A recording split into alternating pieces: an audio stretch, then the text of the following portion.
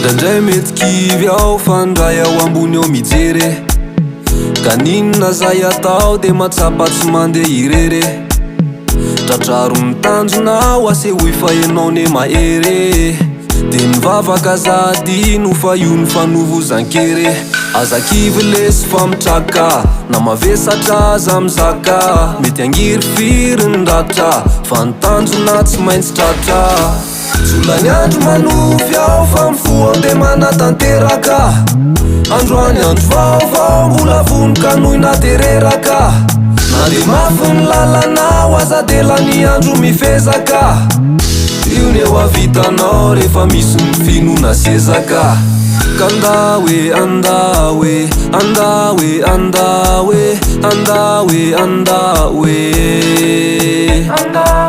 kandawe andawe andawe andawe andawe andawe de mitraka ianao fa zakifikify aoka ianao mba hitadity hoeny misy ny mamy any tsy aiza fa anatiny mangity de ny namana mba fidine ny eritsaina tsy mba fidine any andro iray tsy maintsy tonga mitanjony irine lai lai lai lai lai lai lai lai lai lai lai lai lai lai lai lai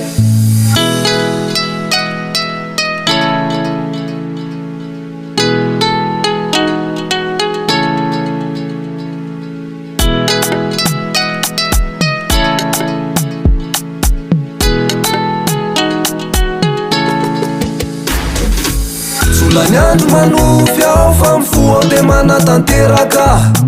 androany andro vaovao mbola vonika nohy natereraka na de mafy ny lalanao aza de lany andro mifezaka io ne ho avitanao rehefa misy ny finona sezaka solany andro manofy ao fandroany andro vaovao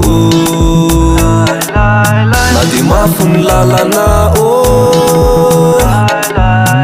io ne ho avitanao